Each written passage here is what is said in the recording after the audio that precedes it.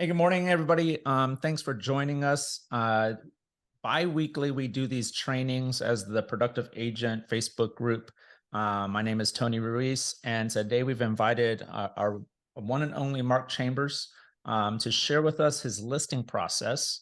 Next week, we'll be doing a coffee and conversations, which we call Espresso at Expectation. So be on the lookout for that. Again, all of these things are posted in the Productive Agent Facebook group. So you might want to make sure that you follow that. And then I try to make sure to post it to Workplace as well and EXP Agents in San Antonio. But we're excited. It's going to be kind of an interview process. A lot of time, Mark is just going to take over and just take it and run with it. But I have some questions that I want to ask him of how he handles the listing process. So this is not how we find listings. It's hey, somebody was a referral, all right, and they want to sell their house. So Mark, thanks so much for joining us today. Let's start and kind of, you have a listing appointment set up. Now, what do you do? Run with it. Okay. Yeah. So I'm going to assume that this is someone I don't know. Okay. So it's not even necessarily for sure that I have the deal. So what I usually do to get started is I just make sure I'm very proactive with them. So if we set up an appointment, let's say for next Tuesday, then I want to make sure that I've confirmed that and that I reach out to them prior to the appointment. So I might send them a text or give them a call on the day just saying, hey, I'm looking forward to our appointment tomorrow at 10 o'clock. Are you still good for that time? Looking forward to it, that kind of thing. Just so that they know I haven't forgotten to wonder if I'm going to show up and that I've been proactive about it. You can, and I know several people that have done this, and I have done it before. You can send materials ahead of time via an email. A lot of people have a listing template that they send via email. I know when I was at Sotheby's, some of the agents did that. And in that, it's a very organized, professional packet, if you will, that talks about your value proposition. It shows some marketing materials. I actually stopped doing that because I found that either if they did look at it and I wanted to go over it, they were like, oh, I already saw that. And so I didn't really feel as comfortable about spending time on it, or often they had not looked at it at all. So I just started taking whatever I'm going to take with me and doing that value proposition actually in the meeting. But I wanted to bring that up because that does work for some people really well, especially if you've got that figured and it's very professional. So it's communication prior to the appointment as well. Once I arrive, first of all, I make sure that I'm on time and not too early. So I try to get there a little bit early.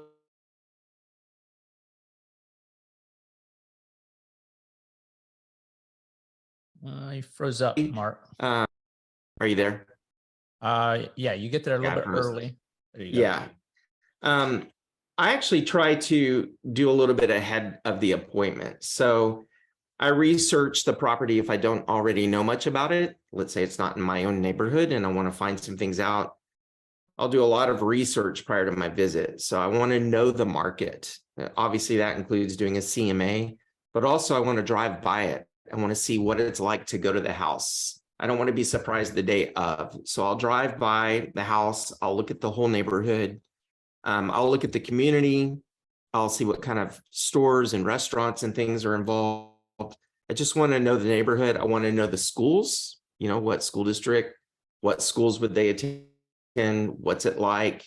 I want to know the HOA, the amenities, the things that are involved. So that when I'm at the appointment, I feel very comfortable as if I almost live in the neighborhood, or at least as best I can.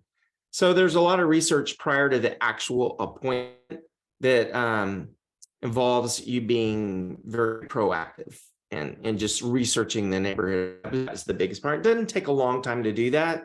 You can, when you're on that side of town, if it's not where you normally, if you're closer that direction, you can just plan to do those. And then, of course, I said I do a CMA and I have all my materials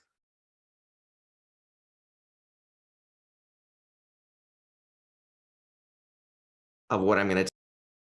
Okay, I keep freezing, or you guys keep freezing, but I just make sure I have everything ready to go to take to the appointment prior to arriving there. And then, of course, when I arrive, I try to get there early. If I'm too early, I drive around a little bit. And I try to get to the front door, a minute early or on time, so. What do you do? Once you ring the doorbell, they greet you. You walk in. Can you take us a quick step by step of the actual presentation when you get there? Yeah, for sure. I usually, just do a warm greeting, some light conversation, make a quick, oh, wow, this is a beautiful home. I love this entrance. Anything I can find, even as I'm walking up to the house, that's positive. And I'm always making mental notes as I'm walking up, of what we might need to address. I don't necessarily bring that up right away, but in my mind, I did one recently where the landscaping was rough as you walked up to the door. And I just make mental notes of things that I think we might need to address during the appointment or at some point. But I'm also looking for things that I think I can compliment them on. Things I'm looking for the positive as well. So we just do an initial greeting. And then I've done it a couple of different ways. I'll sit down and just have a get to know you where I ask questions. But usually what I do is I'll say, if you don't mind, can we walk through the home before we sit down and talk? It's my usual progression. And you just show me your home and show me what about this home? What about the home when you bought it? Did you like so much? Or if they built it, what are the things that you did?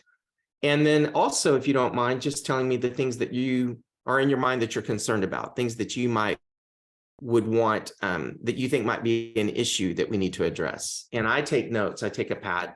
And as they walk me from room to room, I let them talk about their house. I let them tell me what they think is great about it. And I let them bring up things they're concerned about. And I write those things down. I also write down things that I think are great about it and things that I think we should maybe address. So it's kind of a show me your home. Tell me tell me all about it. As we go through, I try to be positive and reaffirming. If they point out something that's a negative, then I'll say, oh, okay. And I'll write it down, or I might say, yeah, we can talk about that. Or, if I don't think it's a big deal at all, I'll say, I think we'll talk. I think you're going to be okay on that. So I just try to be very upbeat and positive. I also use this time to figure out who my clients are. And I learned this the hard way. I'm really, excuse me, I'm really good at presenting data and doing lots of data. And I usually win somebody over with that. But early in my listing appointment days, I misjudged who the decision maker was. It's not always the person that you're presenting to the most. And on my walkthrough, I'll just take this one couple. The gentleman was very data driven. And when I sat down with him and I presented data, he was super impressed. This has happened to me twice. And he said, I don't think we need to interview anybody else. And she went, So then I realized I'd not quite won her over. When she showed me the house, she was super proud. Some things that she had done that honestly, in my mind, were not that impressive. So I didn't go through the right process of really figuring out personality. And she ended up killing it for me. Another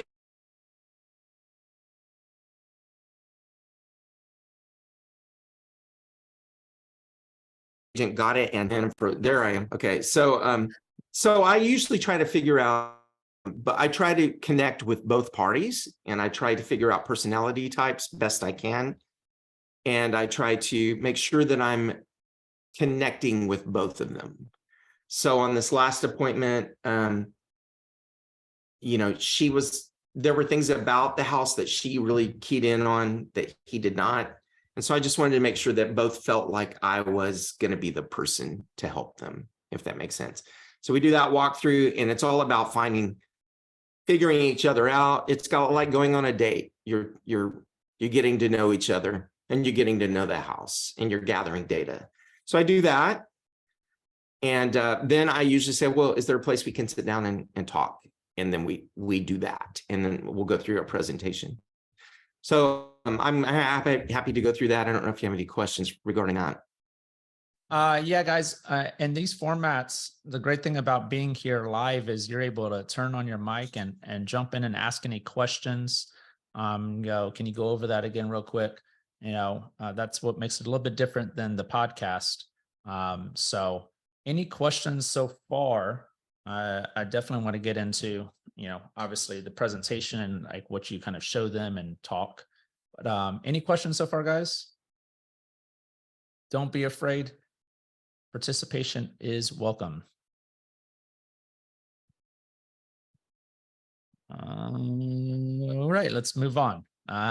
So Okay. we're sitting down, we're talking. How does that look? What are we showing them?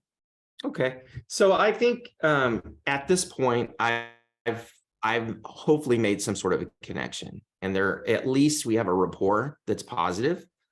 And so I try to be fairly personable, but not overly pushy during that whole walkthrough. I let them do a lot of talking, and I'll make positive comments where I can. I love these high ceilings. Oh, wow. I love your crown molding. Great. Whatever it is. I typically don't point out anything negative at that point, a mental note of it for myself. So we sit down. I've done this several ways, and I've had mentors, listing appointment mentors. Less is more. I'm just going to tell you that right now. On my first listing appointment, which was a friend of several of people on this call, it was Jim Ragsdale. I had, and I'm Williams and Keller Williams, just like EXP, marketing department, a listing packet that you can print. And you can print 30 pages of stuff, the process of a loan, or, that's a buyer packet, but you can print all kinds of things. And I did that, and I literally started to go through that packet with Jim. And I'll never forget, we were an hour into the appointment, and Jim said, "Hey, do you know how much longer this is going to last?" I mean, I had the listing. So I realized then people don't want you to read to them or read a 30-page packet. Even if you leave it, they're not going to look at a 30-page packet. Some people will, but most will not. So I don't do any of that anymore. The only thing I take with me is my computer that can show them some of the marketing that I'm going to do. And I take a CMA, and I take a really simple CMA. So when I sit down, I ask them a set of questions so that I can figure out what the plan is. I usually ask them how they got my name if I don't already know that. That sometimes is before the appointment, but I want to make sure I recognize the person that referred them to me. I usually ask why they're selling, where are they moving? Where are they moving? What's their timeline? And then just kind of get a feel for what the urgency is. Is this something that we're going to be doing soon? Or is this something that they want to do in the spring and it happens to be the fall? Just so I can get an idea of what their sense of urgency is. And then I usually begin to talk to them about the market and the neighborhood. So I'll, that they've looked at Zillow, they've looked at the market. So I usually say, we'll begin to dive into that. Before I do that, though, I usually talk to them about my process. So, and my last question to them is usually, what are the important qualities you expect of a realtor? So if you were to hire me, what are the things that I can do or that you would want to do that would make this a good experience? Almost all talk about communication, just things like that. So I usually want to know up front what it is that they're thinking they want from their realtor. And then I begin to talk to them about the process of when we list and how I go about listing. So do you want me to go through that, what those are? Yeah, that'd be great. Yeah. Okay. So I talked to them about that the first step in getting their house ready or to market is that let's say they hire me. I talk to them a little bit about what that looks like, that there'll be an agreement. Then I talk to them about prepping the house. So I talk to them about what buyers are looking at, what they want to see. And I usually reference it to a model home. So if you've gone to a new build model home, those are designed to maximize an emotional connection to a buyer. So we want to get as close to that as possible. So I've already learned what their time is, if they're going to leave their furniture, if they're going to be in the house when we list. Are they going to be moving out first? Is the house going to be empty? So based on all that information, I talk about prepping the house. So let's just say they're not going to be there. I've done a tour of the house, and I feel like the house lends itself well to staging. Then I'll tell them that we're going to do some light staging, and I have a lot of staging stuff. And I've rent a with Val, we share a little warehouse thing where we keep our staging stuff. I'm in my mind already knowing if I'm going to stage it or if if we're going to use their stuff. And then I talk about if their stuff is staying, I talk to them about decluttering. And I use a little bit of, your stuff is beautiful. You've got some really nice pieces. I'd love to utilize what you have. We definitely, though, will want to, if you think about going into a model home, it's very minimalistic. So when you look at the kitchen counters in a model home, you don't see appliances. You just see things that are staged. You might see, a few kitchen things, but for the most part, everything is minimalized.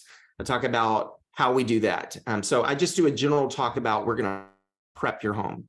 And I try to get a feel for if they're willing to do those things or if they're not willing to do those things. So I'm constantly assessing how can we get this to where I think it needs to be. An example in the last one I went in was unbelievable. It was full of all kinds of very taste specific, large, gigantic furniture in every room. Like, my whole thought process through the entire thing was, this is expensive furniture. It's not what most people would buy today. It's very ornate, and house would show much better if it were empty. So in my mind, I was trying to see if I'm trying to get a feel on what they're going to be willing to do and not willing to do, and how we're going to do that. I think prepping the home for photos is the most important thing.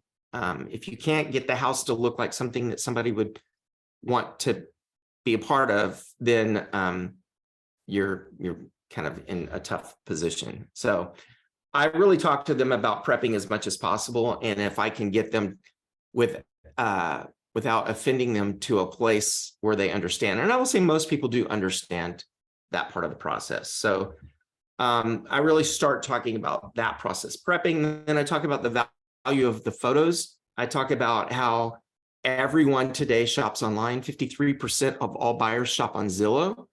I forget the percentage for Realtor.com, but it's next. And so, 80% of everybody, even if you have them on an MLS search, most buyers are looking at these portals. The photography is really important. Probably everybody on the call has seen iPhone photos from listing agents that don't look very good. And so I usually talk to them about how I'm going to provide really high quality, high definition photos and why that's important. And then I give them examples of those photos. So if you'll let me share my screen, I'll show you a couple of what I show them. Yeah. 1 second. You should be good now. Okay. Keep having this pop up. So sharing my screen. Let's do. I have two of those. I think this is the right one. Let's see. Looks like it's going. There we go. Do you see a? Yep. Yeah, I see a Okay. video. Yep. Okay. So I'm switch to a different. Now, do you see something different? Yeah, manage your listings is at the top. Okay, great. So I usually do use a company called Shutterbug, and it's really the photographers I like. I've got two photographers now that I really like. One is with Shutterbug and one is on our own. But they'll do, high definition photos, which are really important. So I'm going to open the photo page, see if you can see them. So this is one I listed about a month ago. And are the photos popping up? Yep. Okay, so these photos are done with 5 different light exposures, and then an editor edits it so the light is perfect. Lots of companies do this. You can find your favorite to do this. This one, but I like to get those kinds of photos. I'll open those photos very large and show them. And then I always do a property website through this particular company. So I'll show them the property website that they can share with everyone, and that's going to be part of our virtual tour. Let's see if I can get it to come up. So there it is. Here's the website. I'll put it on social media. They'll share it with friends. It'll toggle through the photos. It gives all kinds of information on the house, neighborhoods. It's just a really good, all the photos are here. So I usually tell them this is something that I provide as a part of my services. And and when they see photos like this, they usually resonate with that. And always when I've sent them the photos after we list, they're always kind of blown away by the photos. So I think photos are prepping the house, and photos are the most prepping the house. Photos and price are the most important things you can do to have a successful listing. So I talked to them about this part of it. And, you know, a lot of times they've been looking on Zillow or Realtor.com, so they understand this. Depending on the property and the price point, I'll talk to them about video. I often do videos, sometimes I don't. And it depends on the price point as to what kind of video. So here's an example of this one I did in Austin. This was a $2.27 million listing on Lake Austin. So I really wanted this, and I was the second agent to list this home. So I really wanted to do this up big. And this cost me a fair amount of money, but I used a drone and a photographer. I spent a couple of days prepping this house. I brought in a stager that I'm a friend with. Usually I stage the house myself, but I wanted somebody that I thought packed a little more punch. And I'll play you this video. Hopefully it shows. Can you see it? Yep.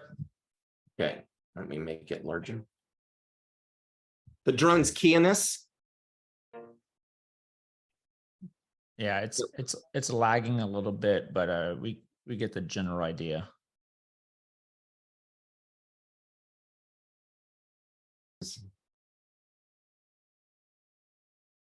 So the drone makes a huge difference in property, especially because of the water. I selected the music. I wanted it dramatic.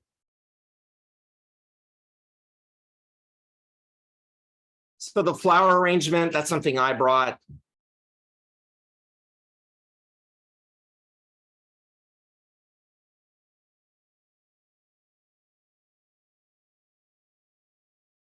What would you say your price point is when you're doing something like this? Like a price point that you go, I mean, probably $1 million on something like this, 500 and up.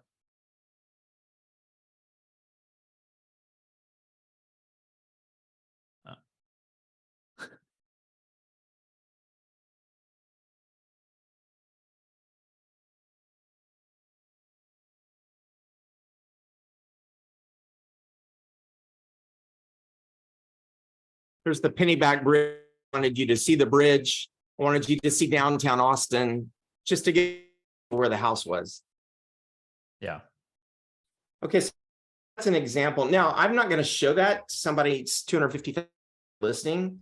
And I don't want them to have the expectations that we're going to do a drone. And plus, sometimes you don't want a drone. It doesn't make sense to have it. So here's a more simple one. This is not far from my house, Cibolo Canyons area. Way more simple, way shorter video. But it's on a golf course, it backs up to the JW.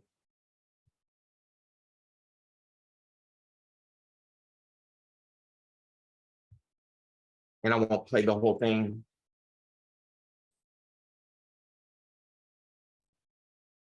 Who's the company that does this video?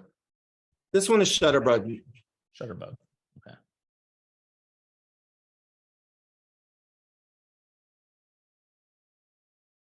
You get the gist. Fast forward. The backyard in this one is pretty sweet. So we wanted to get all that. It's on a green belt.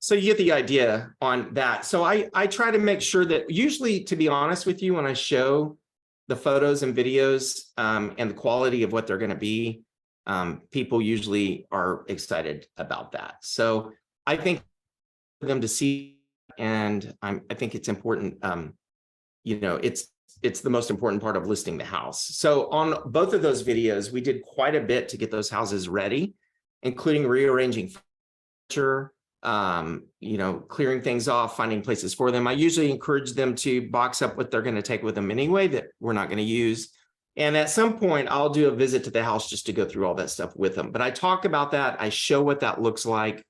I don't need to share my screen, so I don't know how to unshare it, Tony, sorry. But I just use these materials I've already had and talk to them a little bit about what that looks like. Any questions on that before I go on? How do you decide? I have a question. How do you decide, like, trying to convince them to remove their furniture?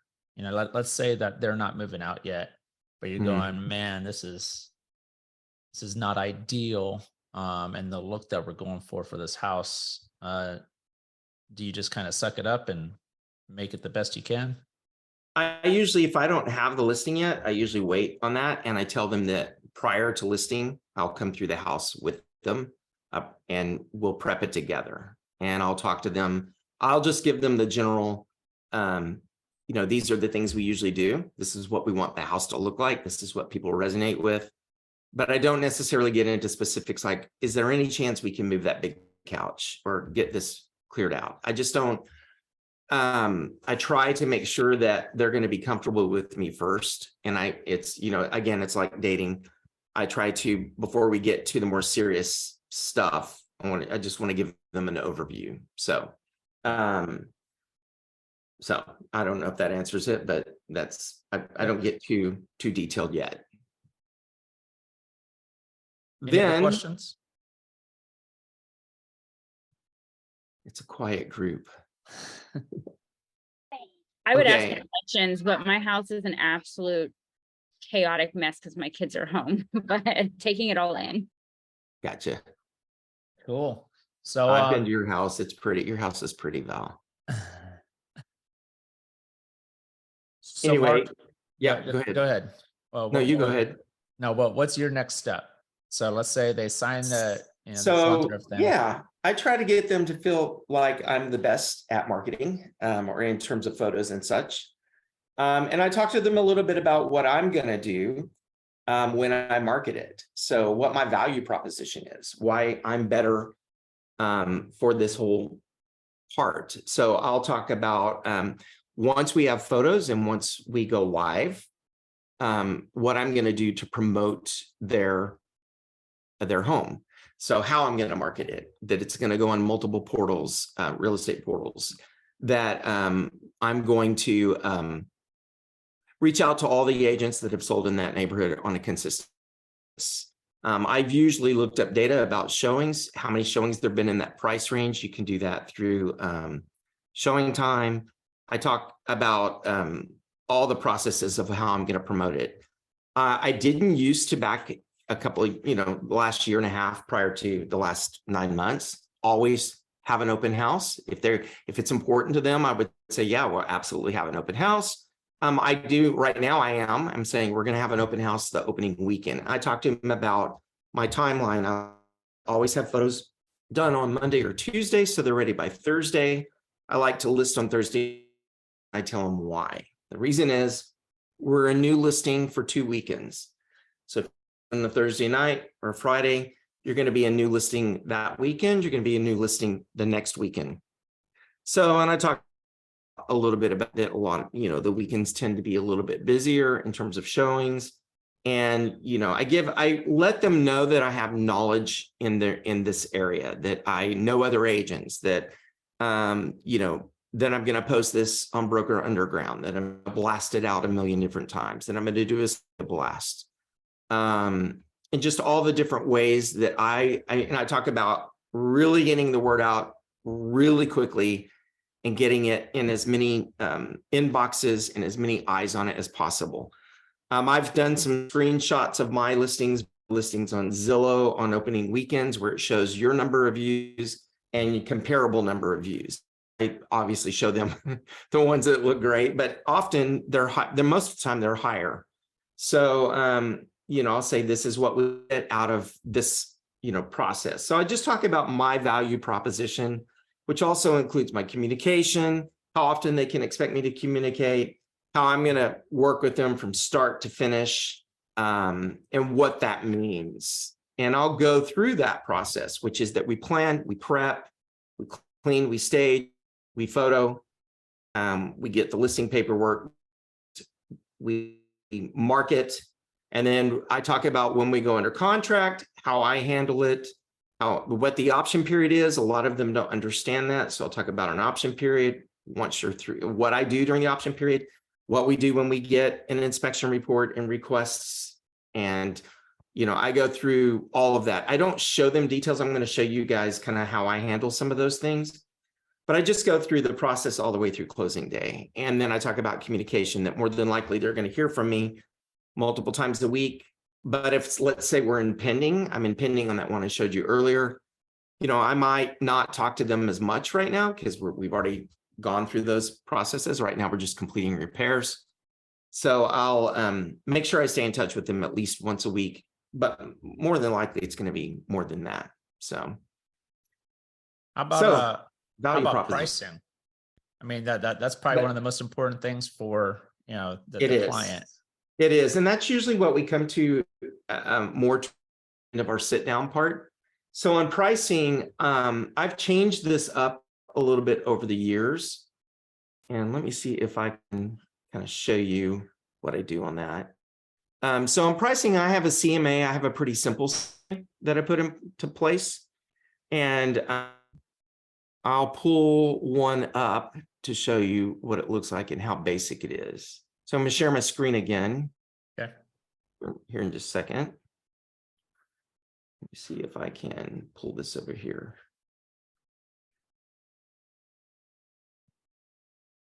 And again, I've done this a little differently. I used to do a little more in depth and go more in depth with them, but I don't do that anymore. So here we go. Share screen. I believe this might be it. See a CMA right there? Yes. Cool. So I do a professional CMA and I have this to show them, but I hang on to it. I don't necessarily, I look at it with them. So I'll show them, a little lag time, all of the sold comps, and I key in on the price per square foot of the sold comps. And I kind of show them, okay, so here's a home on this street, here's two on this street, so forth, so on. Here's the price that they sold for. And I usually show them days on market. So I talk about some of the key details of this so that they have some data in front of them. And then I'll talk to them about what's currently for sale. Okay, here's what's currently for sale. Here's how long they've been on the market. Here's what they're listed at. So on this particular home, these folks wanted to start really aggressively. Well, I didn't know that yet. I didn't know exactly where they wanted to start. I just showed them this. And actually, I need to back up. I usually start with the question, I know you guys follow your neighborhood. I know you're pretty savvy about what's going on. And I know you've probably seen some of the solds. Can you tell me, what do you think the value of your home is right now? Where are you thinking in terms of what you think it's worth and what you would want to list it for? And they usually, their reference is usually Zillow. So they've looked at their Zestimate. And by the way, before I go, I've looked at Zestimate. I've looked at Realtor.com. I've looked at KV Core has a great CMA. Will do it for you in 30 seconds. I've looked at that. And I usually print the Zillow front page that says there's Zestimate. And I usually print the KV Core.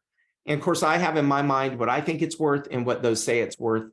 And, you know, lately they've been more accurate and they've been all more in line with each other. The KV Core one tends to match mine a little bit more. These ones that I do, I'm really doing an actual CMA where I've gone through and done some detail. I'm just not showing them the signs. To give me a number, and sometimes the number is a lot higher than what I think it's worth. Sometimes I'm surprised because it's kind of spot on. And I find often it's really what Zillow told them it's worth. I don't know if anybody else has that experience or not, but a lot of times that's looking at. So, and then I usually don't put canceled in there. I did on this one. And then the last page, it just kind of gives a summary, it shows where they're located. And on the last page, I don't always show them this page, but I have in my mind what it's worth. So this one I thought was worth $552,630, $175 a square foot. And again, I don't necessarily show them this yet. I want to find out what they think. what I key in on is once they've told me that number, I go, okay, let me, I did some research and I've pulled up all the sold comps in your neighborhood in the last whatever number of months. And I did this in January. So these were all within the last 6 months.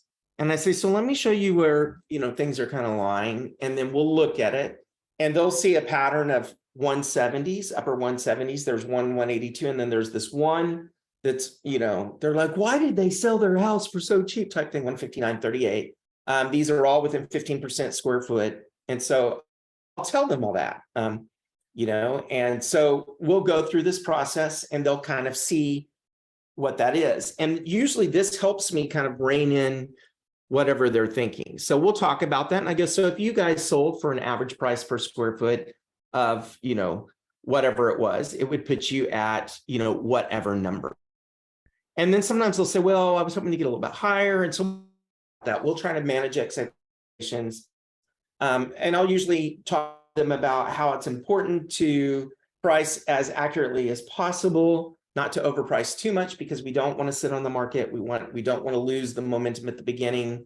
But at the same time, I'm all about trying to help them get as much money as they possibly can. So I really try to bridge the gap. I try to get us on the same page as much as possible, but I want them to know that I'm their buddy, I'm their friend, I'm the guy. But they also get a sense that I'm trying to sell their house. So I use this this is probably the key thing I use. And again, I don't skip to the last page and say, I think your home is worth this. Sometimes I don't even show them that page. But I will talk around that number based on what they're looking here. And the last thing I'd say, in case there's any questions, is I no longer leave this document with them. I used to. If they're going to be interviewing other agents and they happen to connect with one, twice the agent that got the deal that I did not get listed at the exact same price that I had recommended and left on this page. So I don't do that anymore. I just talk around the numbers. If an agent's going to get the deal and it's not going to be me, then they can figure out their own listing price, So do you leave the appointment, thank you, and you head out really kind of without telling them exactly what they're going to list for? Like, what if they said, hey, we're ready to list next week. We're going to clean all this up. We're ready to go. Do you tell them this is what we're going to list for? And do you take a listing agreement with you and like have them sign, or is it all, hey, I'll send this to you and DocuSign? Yeah, those are all great questions. And it all depends on how it's going. So I usually tell them that we're going to set the price of their home together, that it's their house, and that ultimately I want them to be comfortable with the listing price. And so I always talk, we're going to do this together. And I'm going to use the data to help guide you and give you good information. But we're going to do that together. And I usually tell them, because we've got a process to go through, unless we're going to be listing right, up until we list, I'm going to be looking at that data. So if we're listing in 3 weeks, the week we're going to list, I'm going to do another CMA and we're going to discuss it again to see if there's any changes to be made. Yeah. So I leave it open-ended almost all of the time.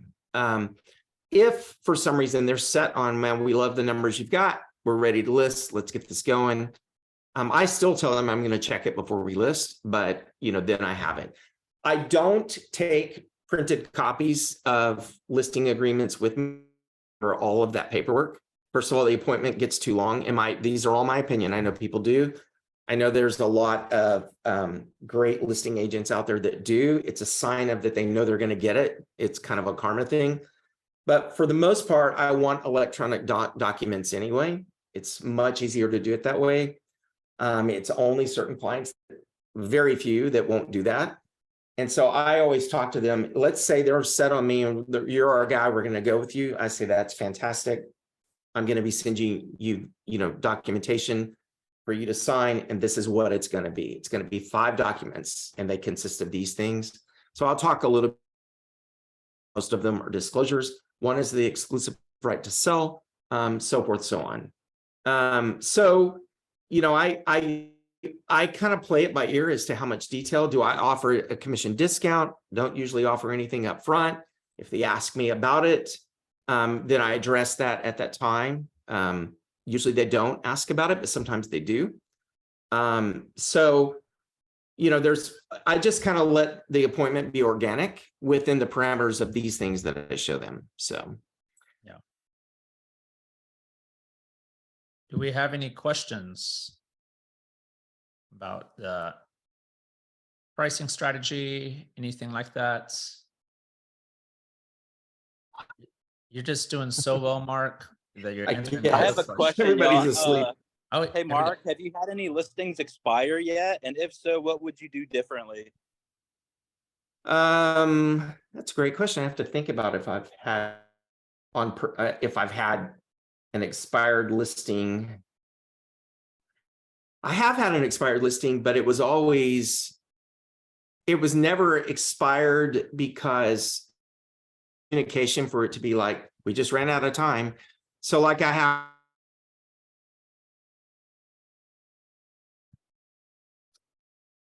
You froze up again. Houston yeah, okay. I have one in Houston that expired about a month ago. But we're going back on the market. So he wanted to take it off the market anyway and do some things to it, which were the objections that we had run into with the home. I could have canceled the listing, but we were almost about to expire. So I haven't had, to be honest, I haven't had any expired listings that weren't a part of the plan. Where they went with another realtor. Now I have been fired. I had a canceled listing on my street. They canceled the listing. They were going to take it off the market till the market got better, which we did. And they did. They did not relist with another person. But we talked about relisting in the spring. When we got to that point, they ended up using another person.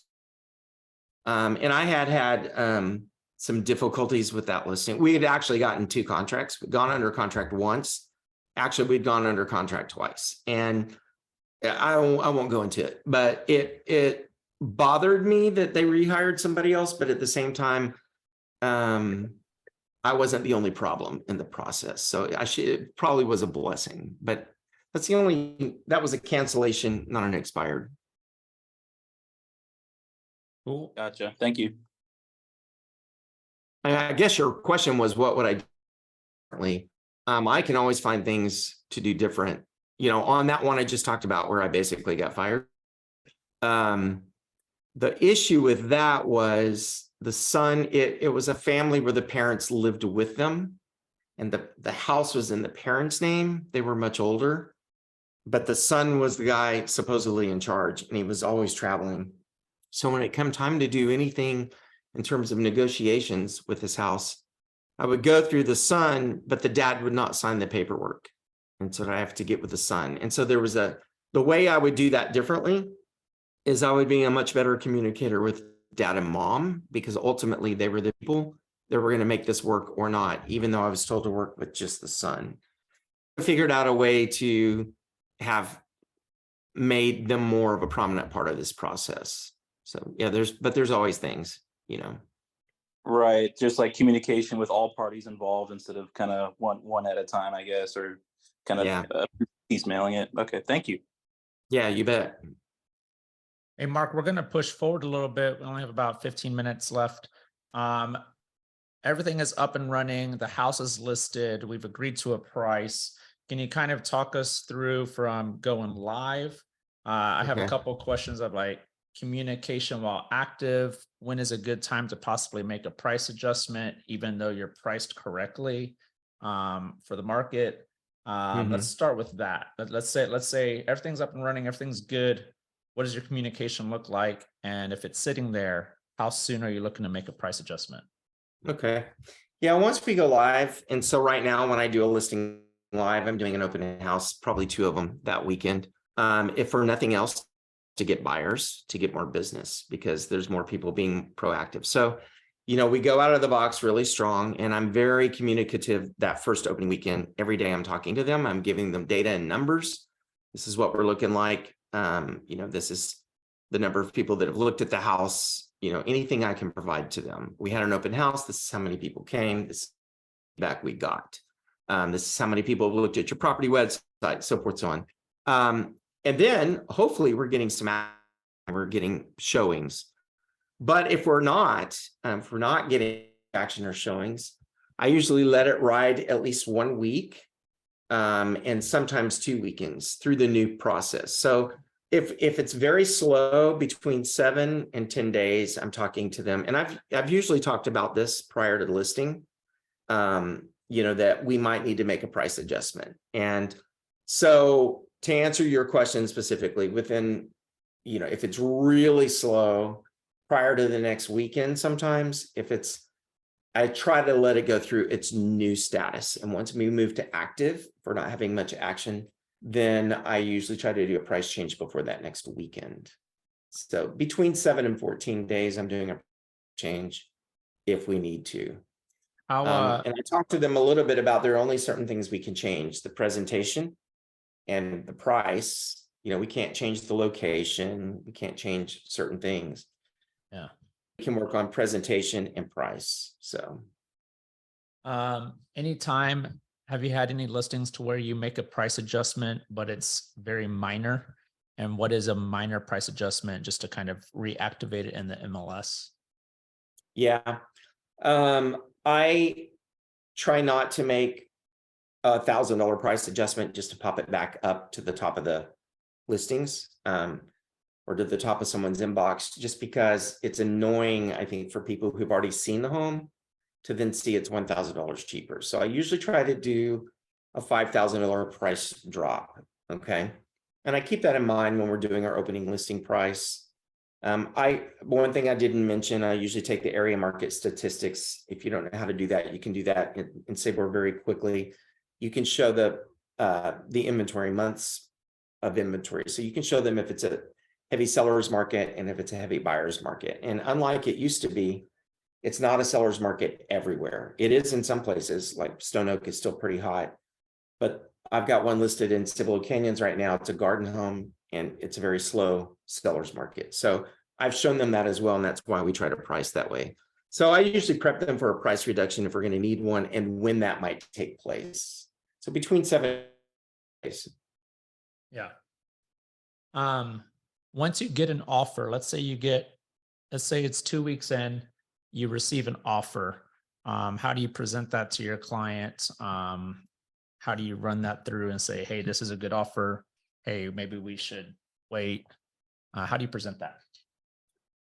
If it's just a single offer and we don't have any offers, or I don't have any awareness that there's other offers coming, then I'll present the offer. And I usually do it in what I call, it's like an offer sheet, and it basically shows all the details. And then I do kind of a Reader's Digest version of that. So, the key factors, that it is for this amount of money, seller's going to pay title, that's kind of normal.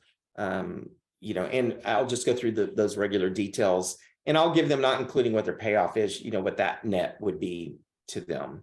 If I feel like there might be other offers coming in, I'll let my clients know that we have an offer, but I'll let them know that I'm going to let the other agents know that we've received an offer. So if you're considering, let me know pretty soon.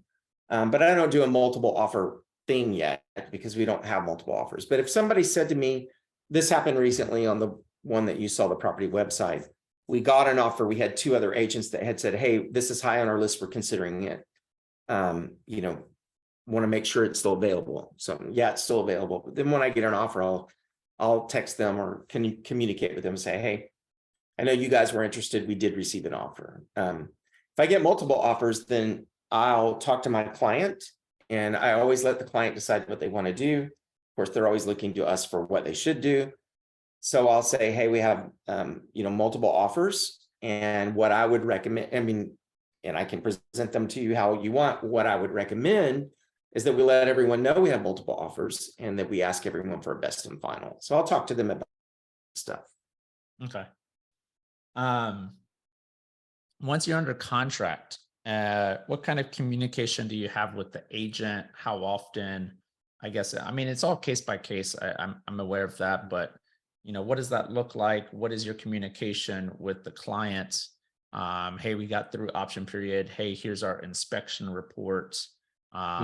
This is worrisome. This is, how do you handle an inspection report since we're in the option period? Let's say that. Okay. So when we're in option, since I'm the seller, the buyer agent, if I've seen that an inspection's been scheduled pretty quickly, I'll usually reach out to them. I'll try to make sure that the other agent is doing what they should do in relation to how it's going to affect my sellers. So I don't really care what they do, but if it starts to affect me and my sellers, then I will be proactive with the other agent.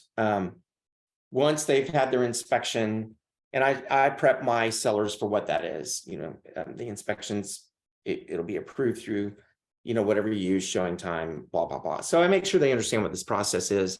So they're not surprised when people show up or whatever, so that we can make sure that the house is ready to go for an inspection, that, you didn't turn off the water heater or whatever. And then once we get that inspection report and a repair amendment, if we're not getting it quickly enough for me to review, then I'll be proactive with the other agent. Hey, option ends tomorrow at 5, how are things going? I don't usually go, are you going to send me repairs? But they are. So once we get that, I'll send that over to my clients. If we get the inspection report, I'll send that as well. If we don't, then I'll just, send them what the requests are. I usually ask for,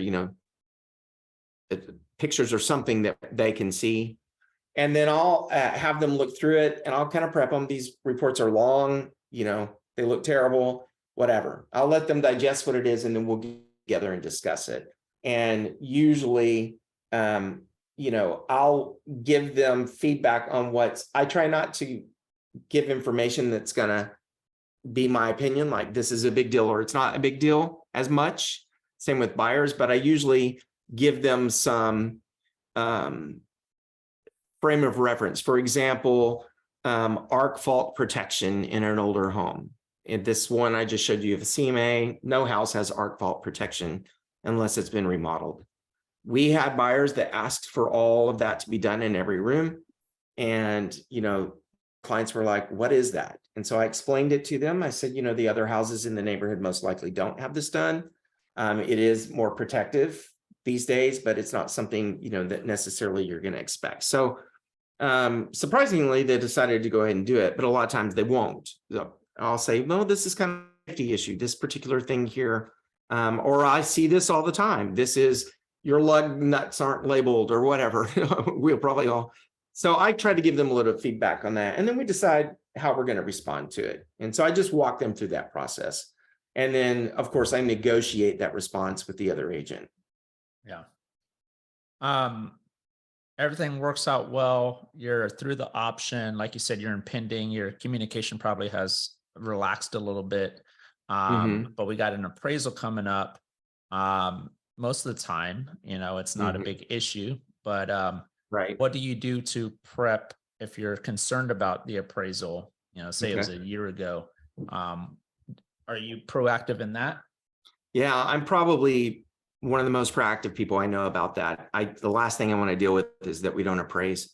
So I usually do CMAs, and I do them as favorably as I can, but that they're still legitimate. And if I can't, if we're actually overpriced, well, then it is what it is. But I try to find as much about the house that I can bring to the appraiser's attention. So I send them all the upgrades of the house. I'll email it to them, and I'll also leave a copy at the house. And I almost always go meet them and just say, hey, I'm just here to make sure you got the house okay. My name's Mark. I try to create a little bit of a rapport, especially if I'm very worried about it. But I'm a little weird. Even if I'm not worried about it, I just worry about appraisers in general. So I'll provide them my comps. I hope you don't mind. I just wanted to give you some data that I have. Hey, I wanted you to know we have 2 new water heaters, blah, blah, blah, blah, blah. All that. Very proactive on that. And running out of time, I'm going to show what I do on repair documentation. I do this every single one that I have. But I usually do repair documentation in one document that I give to the buyer agent to show that we did what we're supposed to do. So this is, I forget what house this is, but this gives you an example of Tuscan Canyon, okay? So this, I put invoices, and then I'll put before and after pictures and show exactly what we did that match exactly asked. Can you see this stuff, by the way? Yep. Okay. So I'm really proactive about the documentation. I like to have this myself so much people can't say that we didn't do it. I provide all the invoices and I put it into one Word document, PDF it, and send it over to them. Kind of the same thing with the appraisal documentation. Just kind of put things together and I get it over to the appraiser. And again, I try to be proactive in meeting them if I can. I've had a few where they schedule 5 minutes before they're supposed to be there, and I just make sure I email the stuff to them. Yeah, you are way more proactive than on that than It I've heard works, anybody man. talk about. Even if you don't get it, you get close. You know what I mean? So I just feel like it works. But yeah, I'm a little anal about it. So No, it's good. That's pretty much all I have. Does anybody have questions about any of the process? I'm assuming some of you have listed houses before. Any questions? Maybe you have a listing coming up, or you've had something that you've had to handle. Go ahead. I have a question. So have you ever had a situation where the seller's agent, because I just submitted an amendment with repairs and I attached everything, pictures, just like you do it, but I also attached the report because the report wasn't bad, but there was definitely things in there and my clients aren't asking for hardly anything, basically just like a clean home, professionally cleaned. And he came back and asked, can you detach the inspection report and just send me the amendment and your, appendix or whatever. Hold on, buddy, I'm on the phone. Can they do that? yeah, they shouldn't do that. A lot of agents don't want to receive the inspection report, and I understand that. And I usually, before I send it to them, ask them, do you want me to send you the inspection report? You just want me to send you screenshots of our stuff? They almost always say screenshots. So I don't usually just attach the inspection report in that conversation with them, just because I know that's a sore subject with some of them. But once it's been sent to me, I've got it. I can't ask to unsee it. So he shouldn't, in my opinion, I don't think it was ethical of him to ask you to unattach it, but I don't ever attach it prior to talking to them. Okay, if that makes sense. I mean, I did send it again without the attachment, even though he has it, but I'll do a better job of maybe asking before next time. But no, that's a great question though, but that is a sore subject with a lot of people. I know we only have 2 minutes, just wrapping up. Once we're into pinning, Tony, I just make sure I get the repairs, that my sellers get the repairs done, and that we get documentation. I stay on top of that I set closing up. If there's any special needs, like a remote closing, I make sure that the title company is doing what they should do. We've lost a lot of people on the call, but it's really important to put on your calendar as soon as you go under contract, all those important dates. When is the survey due? Who's paying for it? If you didn't attach, I try to get the seller's disclosure and everything important up in the associated documents as well as offer instructions. But if I didn't, and I don't have the seller's disclosure yet, I try to make sure I get it to them within the time frame. These are all things buyers can back out for and get their earnest money back if you didn't do what you're supposed to do. HOA documents are another huge one. Title companies can help you with this depending on the company. Keep track of those dates. So I make sure I'm doing all that. I make sure I'm getting their closing ready. I make sure they understand what the house needs to look like for the buyer walkthrough. That we want to present the house correctly on the buyer walkthrough. And then I get with the other agent about plans on keys. And then I go to closing day. I try to go if I can. And then when all that's done, I try to market myself with that listing in that neighborhood. So I've picked up a few in this little garden home neighborhood just because I sold one. And then I really promoted with the others that I'd sold that one. So one thing I did mention on open house, what I'm going to start doing, and I've done it twice and it's been great. One of those 2 days, I'll have an open house for the neighborhood. This is just for neighbors. We're going to open up for neighbors only for the first whatever. And I try to get that information out. And then you get to know the neighbors if they come to see the house and they see what you've done. So how do you get that out? Do you go door knock or what? Yeah, I don't door knock say, but if they're out and about, I'll just tell them about it or give them a flyer. Or I'll try to get it on their community page. So in this Amarosa area, I know a couple of people that will put it out there for me. Okay. Cool. That's it. It's a lot. It's good. I enjoyed it. Thank you. Yeah. Any questions? Thanks for sticking out to the end. But no, it's all recorded. We could all go back and it's going to be in the YouTube library forever and ever. So cool. Well, Mark, Yeah, I have a quick appreciate you. question. Yeah, go for it.